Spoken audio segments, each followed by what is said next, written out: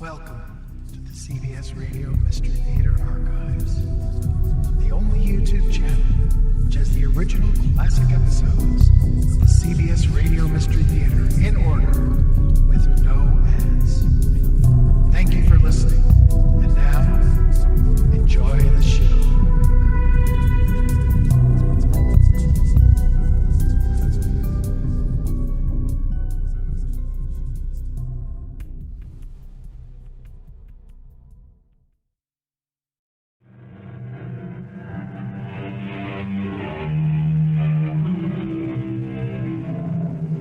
Come in. Welcome. I'm E.G. Marshall, your host for these stories, weird, bizarre, and chilling.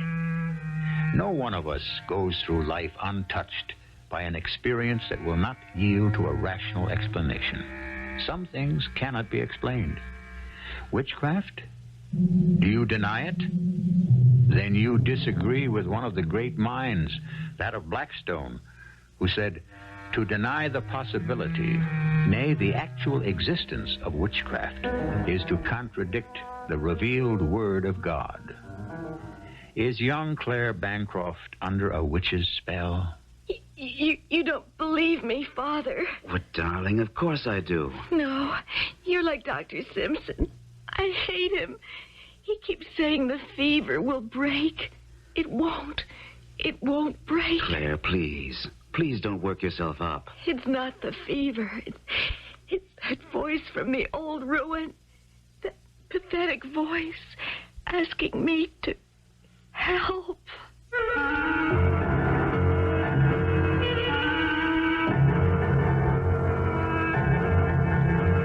Our mystery drama, The Pleading Voice, was written especially for the Mystery Theater by Roy Winsor and stars Corinne and William Griffis.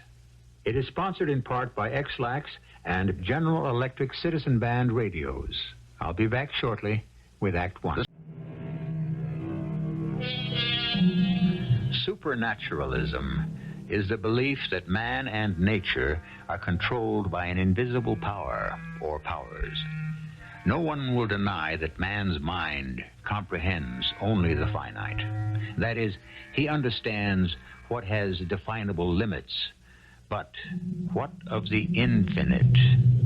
The very fact of the word tells us that there are things beyond our comprehension.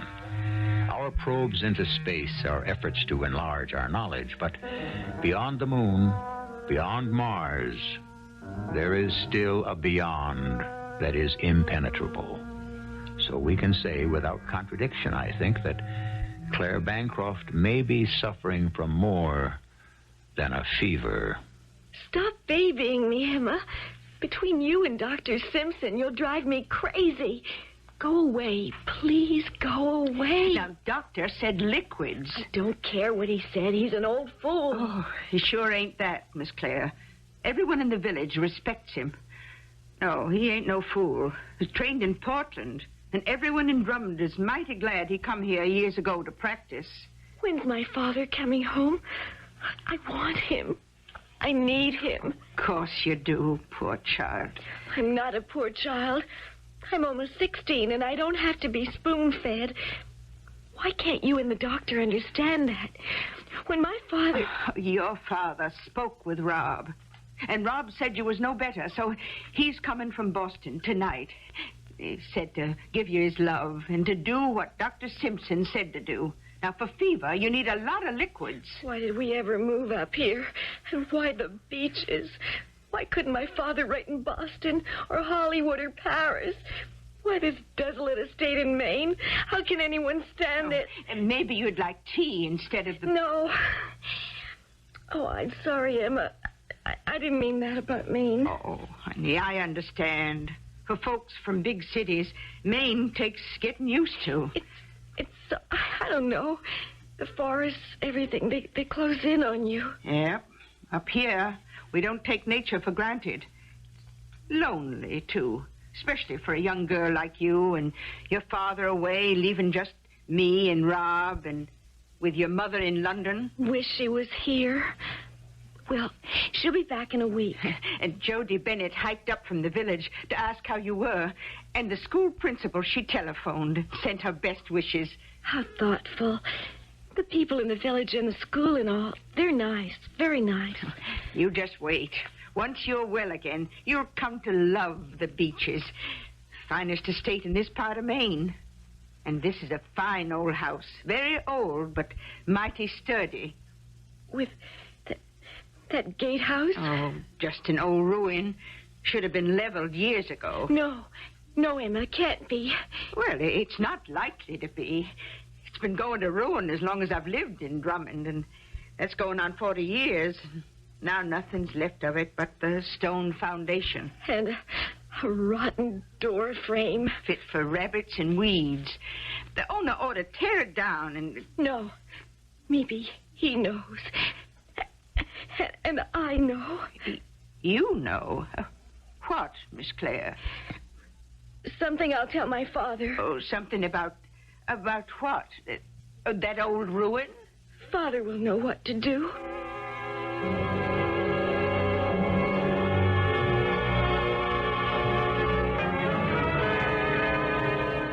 Emma? Emma, I'm in the library. May I speak with you for a minute? Yes, Doctor. Now, how'd you find her? Well, please sit down. Oh, am I keeping you from... Oh, Lordy, no. Rob and me had our supper an hour ago, and the kitchen's cleaned up. Is she still wandering in the head? I don't know what to make of it, Emma. I'm puzzled. Let me see now. This began when? A week ago? About the time Mr. Bancroft went to Boston? That's right. Miss Clare rode her bike home from school late in the afternoon and flew into the house, pale as a ghost and shivering. But why? That's the puzzle. She never said? No, sir. She took to her bed, and she's been there ever since. Except every day, just like clockwork, she goes to her bedroom window and stares out toward that old gatehouse. She hasn't said anything? Not a word. Until just before you come. Oh? It's in her mind, that ruin down there. She said so? Oh, not so I knew what she was talking about. Only that her father would know what to do. Imagination runs in the family? Well, you might say that. Of course, this is a gloomy kind of place for a young girl. Now, when will the mother be back from London? Do you know, Emma? Oh, in a week, I've been told. Right now, there's only the three of us here. It's a big old house, Dr. Simpson. 16 rooms. Are you saying the girl's afraid? Yes, Doctor. Of something, Doctor. Maybe. But of what? You say she goes to her window and stares out at the gatehouse. I've seen her. And she imagines... Oh, this is foolishness. When does Mr. Bancroft return? Sometime tonight, she said. Good. I think what Miss Bancroft needs is a change of scene. Florida, the Caribbean. Oh, while she's still got the fever? Well, yes. Apart from the fever, she's healthy enough. Maybe just getting away will cure her of her imaginings. Oh, I didn't imagine how scared she was that day after school when she came flying into the house. Oh, heard something in the pines, a bobcat maybe. There have been a few reported. A snarl can give you a chill. Yes, sir, but she'd have said... No, it's something else. You're romancing, Emma. Oh, maybe, Doctor, but me and Rob has lived here in Maine all our lives. And there are strange things in nature.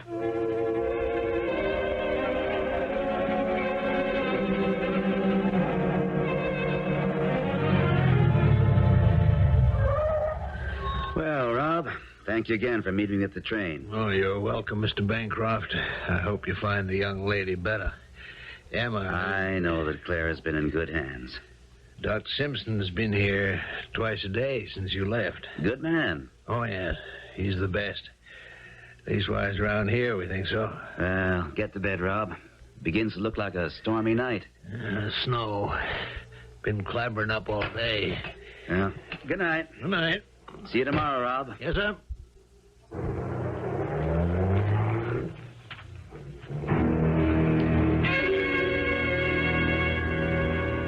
Daddy. How's my girl? Oh, I'm so happy to see you. Tell me about Boston. What happened with the new book? Tell you all about it tomorrow. I had several very good meetings. Now, let me look at you. Still as beautiful as ever. But pale. And I don't like that, honey. Let me feel your forehead. Now, don't you start, Daddy. Now, why haven't you done as the doctor requested? Because I'm not sick. Oh, honey, really? Even I can tell from touching you that you still have a fever. But it's not from sickness. Will you take care of it, Daddy? What is it you want me to take care of? I haven't told Emma or the doctor because they'd laugh at me. And you're looking at me now in a funny way. Will you believe me? Well, I'll try. But I don't know what you're talking about, honey. You know that your mother and I would do anything for you. It's the pleading voice. The pleading voice? It comes from the ruined gatehouse. A voice? I heard it when I rode by late in the afternoon on my bike when I was coming home from school.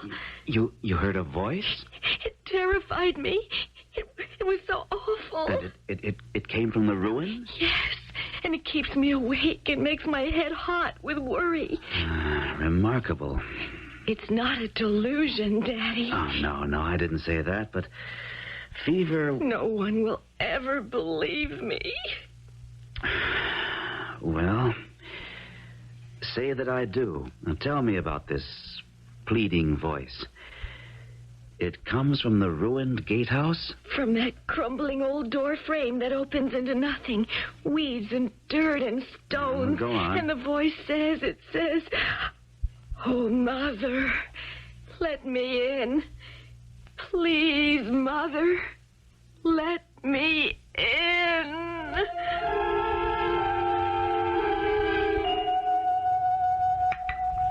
Here's a cup of tea for you, Mr. Bancroft. Oh, how thoughtful of you. Thank you, Emma. Yes, sir. Either she's wandering in her head... Fever'll do that. Or, and I'm skeptical, I admit, Emma, or she really did hear what she says she heard. She heard something? A voice from the ruin saying, "Please, Mother, let me in." Oh, Lord bless my soul. A voice from that old pile of rock? Mm-hmm. It sounds supernatural. Well, but what could it mean, Mr. Bancroft? Mother, let me in.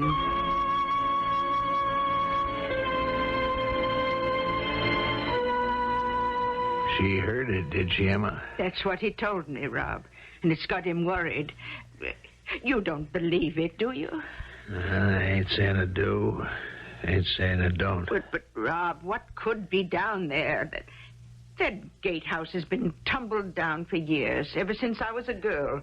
Remember a few years ago when I come home after my chores and you found me flat on the bed? Mm-hmm. I told you I was tired and my stomach was upset.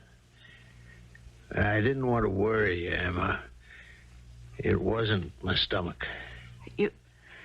You heard the voice, Rob? Yeah.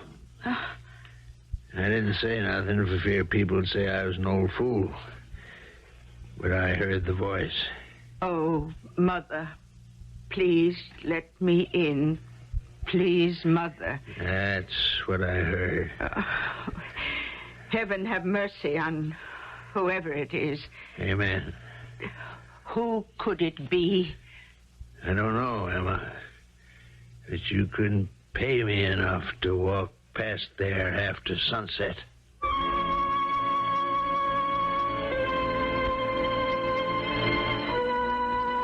Nonsense? According to legend, that witch of Endor called up the prophet Samuel from the grave to answer King Saul's questions about the fateful battle in which he would meet his death. In 1484, Pope Innocent III issued a famous bull directing that all practicers of witchcraft be put to death. So do not discount the subject. More when I return with Act 2. Now, are we engaged here with witchcraft or something else? A witch is an entity, one that acts against others. From what I've heard, that does not describe the young girl. Then what does? Possession? Possession by a demon? Is that what troubles Clare Bancroft? Her father is skeptical about that pleading voice, and Dr. Simpson doesn't believe it at all. You still haven't diagnosed the illness, have you, Doctor? No, I'm stumped. My suggestion is you take her south. She's worked up about something. A change of scene might do the trick. Well, you're implying that it's Clare's state of mind that is making her sick. Well, I don't want to go that far. I'm a man of science, just as you are a man of imagination. Meaning no disrespect, I don't hold much with explanations which are not rational. What if Clare had told you that she had heard a plaintive voice coming out of the old ruined gatehouse? What would you say to that? Is that what she told you? Mm-hmm. Forgive me, but that's nonsense. Not to her. She's feverish and can't sleep because she closes her eyes and hears that voice over and over again. And you have taken that seriously, Miss Bancroft? I hurried home from Boston because I was worried about Clare. I still am. More than ever now. Mm-hmm. Clare claims that she heard a voice pleading, "Oh, Mother, please let me in. Please let me in." It came from the door frame to what used to be the gatehouse. But there's nothing there. I'm aware of that. Then what she heard was a lost child, probably safe at home half an hour after Miss Bancroft heard it. I'll accept that. She ought to also. Have you suggested that possibility? No. I listened to her, and I agreed to take care of it. But I wanted to speak first with you. Well, I'd be glad to. No, I'll do it. She's afraid you'd laugh at her. Well, I might at that. Ridicule is often the best way to drive away unfounded fears. And that is Miss Bancroft's explanation of why she has a fever? That's right. Well, it would make medical history. And so would a three-headed toad. You don't believe any part of this, do you, Mr. Bancroft? I don't know what to believe. Well, I assure you there is no foundation for anyone hearing a disembodied voice. What she claims she heard is a delusion, a trick of the winds, a whimpering animal. A young girl with imagination can change that into words that she wants to hear. I might take Clare to Boston to a psychiatrist and then fly with her for a few days to Bermuda. You say she doesn't have a definable disease. I accept that. Thank you. But there's something the matter with her. A vivid imagination, Mr. Bancroft. Probably. But there may be more to it than that. And I owe it to her to investigate a little farther.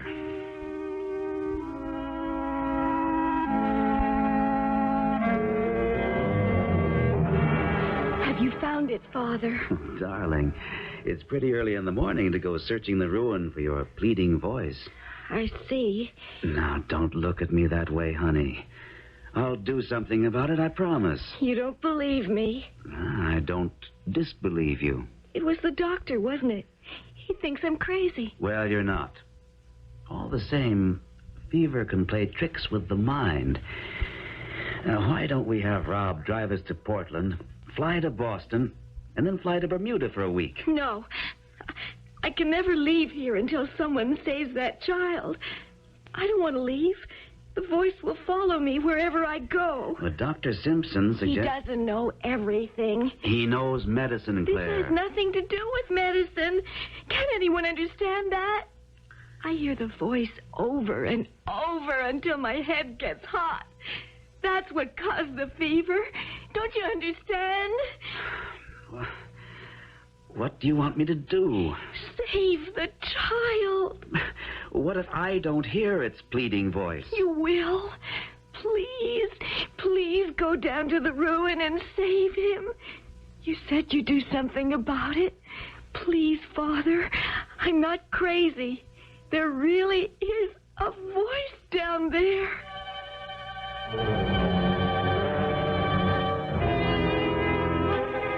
Am I intruding, Emma? Oh, no. Hello, Rob. I know.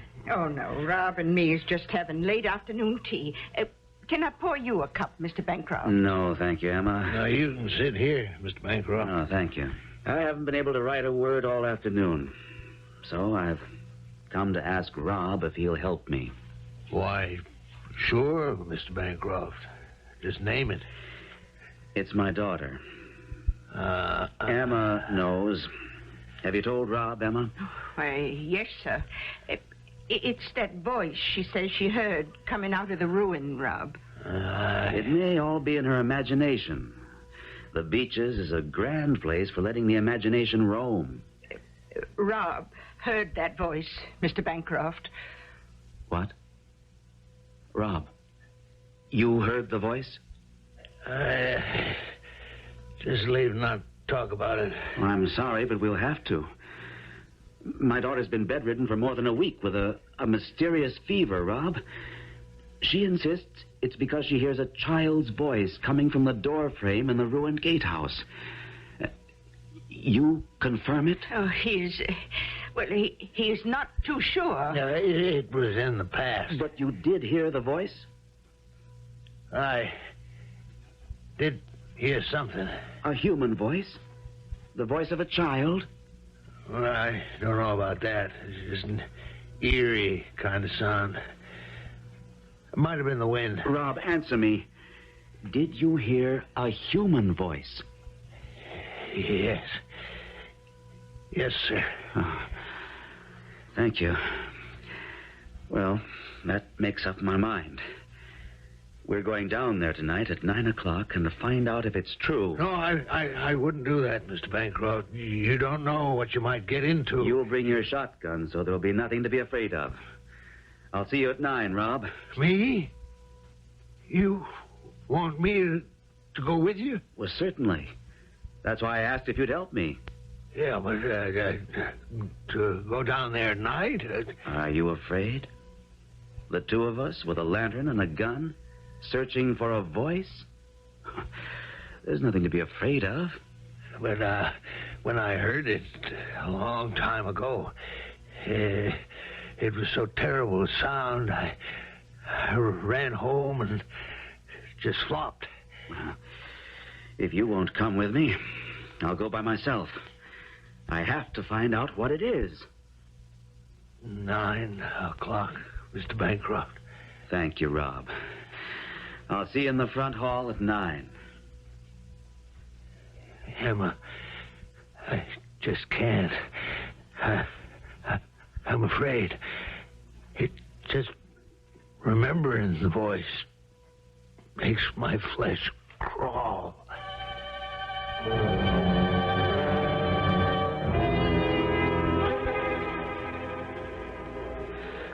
Don't be afraid, Rob. Yes, sir. It's a desolate place, and the wind seems to have voices. Yeah, it can't be nothing. That door frame standing there swaying in the wind. There's nothing beyond where you got your light except dirt, weeds. I'm inclined to agree with you. At least I'll be able to tell Clare I've done something about that voice of hers. So let's get out of here, Mr. Bancroft.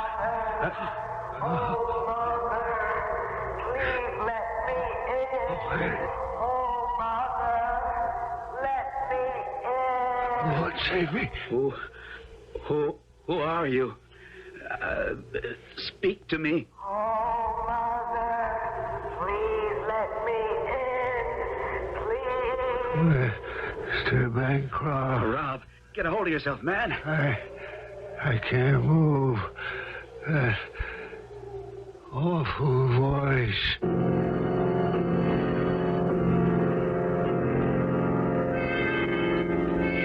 Is Rob all right, Dr. Simpson? Yes, Emma. Just fainted from shock. Nothing to worry about. When we heard the voice, Rob keeled over. Bah. I heard the voice, too. I mean no disrespect, Mr. Bancroft, but this is absurd. There's no such thing as a disembodied voice. You're wrong, Doctor. Why the devil did you go down there in the first place? Rob heard the voice before. Did he now? You refuse to believe that Rob and I did hear a voice which pleaded, "Please, Mother, let me in"? It would be rude to say so, Mr. Bancroft. What if you heard the voice for yourself, Doctor? I'd have my wife drive me to the mental hospital in Portland. Will you come with me tomorrow night, down to the ruin? What time?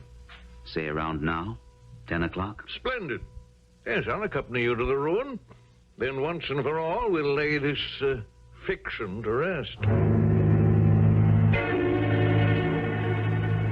Oh, Father. Sorry to awaken you, honey. No, I was just trying to doze off. Is something the matter? What time is it? After 10, close to 10:30. What is it, Father? You were correct, Claire. You've heard it. Rob and I walked down there tonight, and both of us heard the voice. Rob fainted, and I had to telephone for Dr. Simpson. Oh, no. Poor Rob. I heard the voice coming from in front of the door frame to the old gatehouse. What did you do about it? Did you save it or drive it away? Tomorrow night, Dr. Simpson's agreed to go with me to the ruin. I want his opinion. Does he think you're mad too, Father? Afraid so. I admit I don't quite believe what Rob and I experienced tonight. It's beyond sense and understanding. But you heard it the same as I. You did hear him pleading. Yes. And you'll do something about the voice? Yes, I'll do something about it. What, I'm not so sure. But somehow we've got to lay this mystery to rest. Because it's begun to haunt me, too.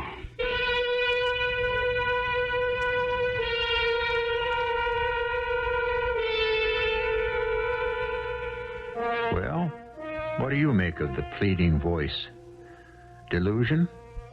History is filled with legends and superstitions which our informed 20th century has not entirely debunked. The mind and the soul are regions of mystery, of experiences which are so personal that they cannot be explained by reason alone. More about that secret world when I return with Act 3. Possession. Has Clare Bancroft been possessed by some soul in limbo for the purpose of destroying her? Or is the explanation simpler? Who can treat with such a subject? Not a man of science, even though most great scientists readily admit the validity of a religious experience. First, our particular man of science, Dr. Simpson, who was paying an early morning call on his young patient. Good morning, Miss Bancroft. Hi, Dr. Simpson. Don't leave, Father. I won't. Let me feel your forehead. Well, better, much better. Your fever's down, my dear. Because I know something's going to be done. Pardon me? I spoke to Claire last night, Doctor, and told her about my visit to the ruined gatehouse. Father and Rob heard the voice. So they said. And that's why I'm better this morning. They're going to do something about it. Well, I'm glad to hear it. But you don't believe it. Now, Claire, Dr. Simpson has his doubts about what he calls a disembodied voice. I did, too. But I know what I heard. And I asked Dr. Simpson if he'd be kind enough to confirm it. Or give us another explanation. You'll hear the voice, Doctor. Well, we'll see. Well, I must continue on my rounds. I'll be back later, honey. I feel so much better this morning. You must admit, Doctor, that she is better. And I'm pleased. The antibiotics are finally beginning to work. You are a skeptic, aren't you, Doctor? Dyed in the wool. But I'll humor you. Doctor, what would you think if I asked Father Larkin to join us tonight? Jim Larkin, the minister? Why bother that old soul? Because he's a man of God, and he may have insight into this kind of mystery. We may be dealing with a miracle of some kind, and miracles are the results of revelation. Twaddle. You don't believe that there is another kind of healing? Say, for example, the laying on of hands? Never heard of it. A form of exorcism. Its purpose is to keep the devil at arm's length, or to drive him away. So you want Jeremy Larkin to go with us because that voice of yours may be the devil's voice. Is that it? If you wouldn't object. Certainly not. I just hope my patients don't hear about this foolishness.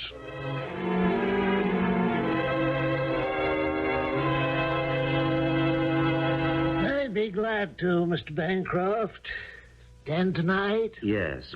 That's when Simpson and I agreed to walk out. This is very considerate of you, Mr. Larkin. You don't think I've come unhinged? Oh, bless you, no. Well, Simpson does.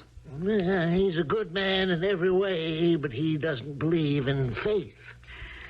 I was skeptical of what my daughter told me until Rob and I heard the voices ourselves. Can there be such a thing, Mr. Larkin? A disembodied voice? What there can or cannot be is sometimes beyond comprehension. Or could this pleading voice be the voice of the devil? To me, the devil is a real entity. And sometimes a person can become possessed of him, and then he has to be exorcised. Exorcised? It has a long history. Its purpose was to get rid of evil influences by spells, some sort of coercion, or their transfer to a scapegoat. How was that done? Exorcists were ordained as long ago as 398 A.D. by the 7th canon of the Council of Carthage. Exorcism is the freeing of an individual from a possessing or a disease-causing spirit. I see. Then you think that the voice could be that of an evil spirit? I don't know. I will know after I hear it. Uh-huh. You've lived here a long time, haven't you, Mr. Larkin? Almost 50 years, Mr. Bancroft. And you know some of the history of the beaches. Morgan Conroy, the son of the builder, worshipped at my church. He's dead now. I believe the Beaches is still owned by a member of the family. Yes, his granddaughter. She lives in Boston. I met her, and that's how it happened. I rented the place. Now, what do you know about the old gatehouse? Let me see. Back in 1930 or so, the McGowans lived there. Andy looked after the estate, and his wife kept house. He was a mean, abusive man. He was killed one day while he was hunting. Accidentally or not, no one ever could say. And the wife stayed on? Yes, for several years.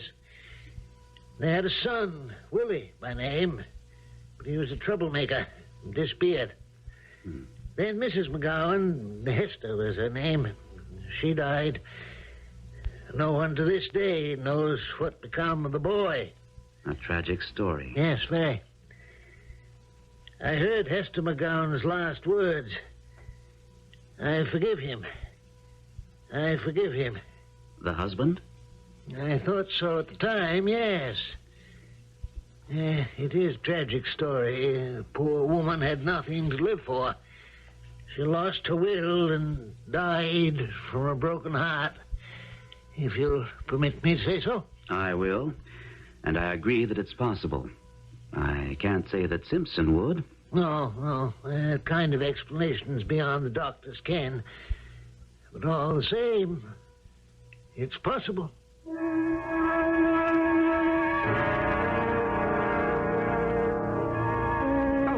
Mr. Bancroft. I thought I'd look in and see how Rob was. Oh, I'm fine now, Mr. Bancroft. And Dr. Simpson and the minister and I are going out to the ruin tonight. Minister Larkin's going with you? You want my shotgun? No, thank you, Rob.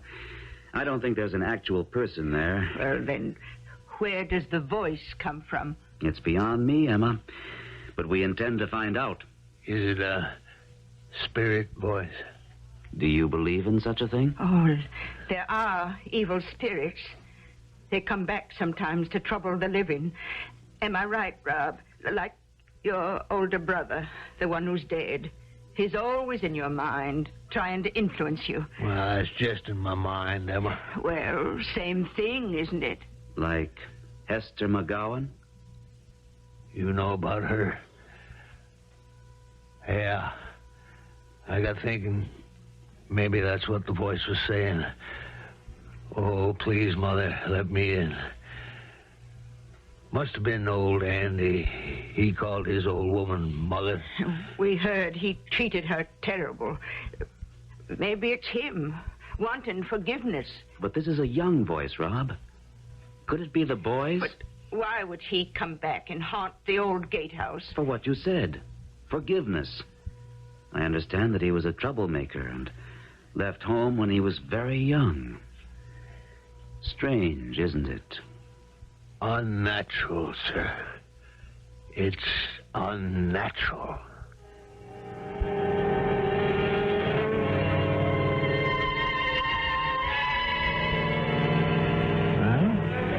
When does it happen, Mr. Bancroft?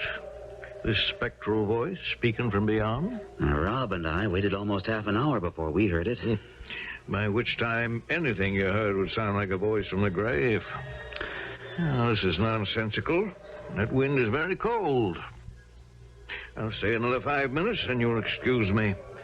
I'll give you a lift, Father Larkin. Thank you, Doctor.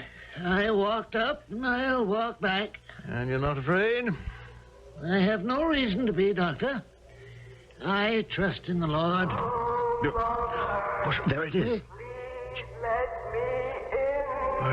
That's no... Oh, it's the wind whistling through the doorframe. If that's a voice... Please let me in. If that's a voice, there has to be a body. There has to be. Mother, please let me in. Willie! Willie! God preserve us. Is it you, lad? The minister. He's gone off the track. Mr. Larkin? Willie! If it's you, and not a delusion of Satan, why come here frightening them who know you not? He sounds wild. Is it right to come here? Your mother's gone with your name on her lips. You think she'd ever close her door on her own son? Do you think the Lord will close the door? You homeless creature. I forbid you. I forbid you. Bancroft, Dr. Simpson, hold my hands. No, grip them tight. All right. And you, Willie, listen to me. Listen. Cry out no more. Go home, you wandering spirit. Go home. Do you hear me? It's Father Larkin, I who christened thee, that have struggled with thee and wrestled for thee with the Lord. And your poor mother, she's not here. You'll find her with the Lord. Go there and seek her. Not here. I tell you, Bancroft. Listen. He'll let you in. Take heart, Willie. If you will cry out in the night, let it be at heaven's gate and not here at your poor mother's door. Father Larkin. Lord, take him to thy everlasting habitation. The mother he cries to is with thee. Who can open to him but thee? When is it too late or too hard for thee, Lord? Let the mother draw him in forever.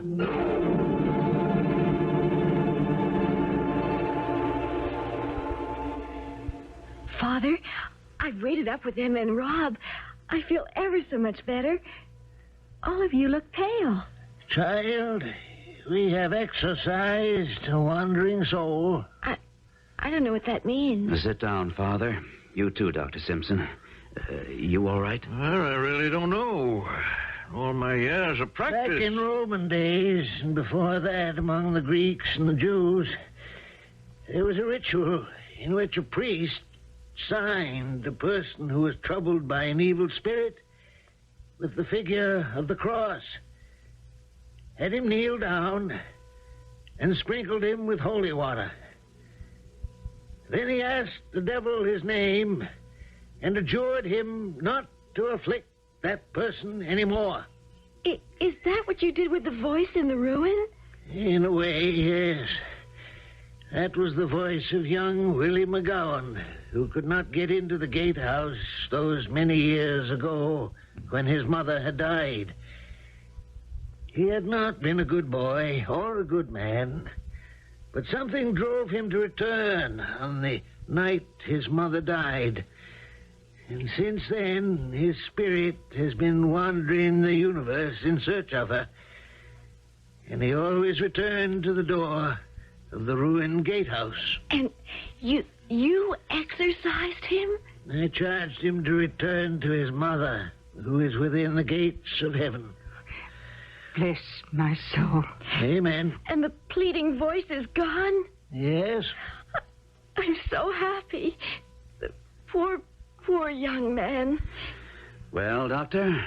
Well, I still think what I think, but I have nothing to say. Father Larkin, our eternal gratitude. Isn't Father Larkin wonderful? All of this has been wonderful and strange. He showed Dr. Simpson. He showed all of us. And the doctor thought it was cerebral fever. It was that voice drumming at me all the time that made me ill. Drumming at me, pleading with me. But I didn't know what it wanted. Peace and rest, my dear. And I pray that Willie McGowan finds them.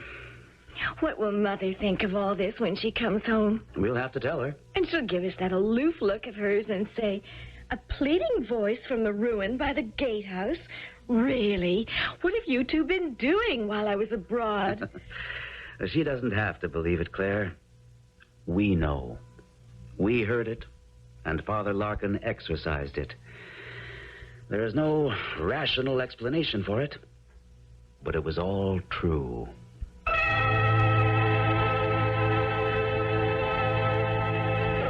You may react as Clare said her mother would, with doubt. But it's not only ostriches who bury their heads in the sand. Some of us do too, when confronted with a phenomenon, an object that passes through the senses rather than through thought or intuition. Who is to doubt phenomenons? I will return shortly. Consider the advice of an ancient. The first business of the philosopher is to part with conceit. For it is impossible for a man to learn what he thinks he already knows. Doesn't that apply to the skeptic, Dr. Simpson? He knew that there was no such thing as a disembodied voice until he heard it. Clare Bancroft had no doubts, and at story's end, neither did her father or Emma or Rob or me. What about you? Our cast included Corinne Orr, William Griffis, Gordon Gould, Robert Dryden, and Bryna Raeburn. The entire production was under the direction of Hyman Brown. This is E.G. Marshall inviting you to return to our Mystery Theater for another adventure in the macabre. Until next time, pleasant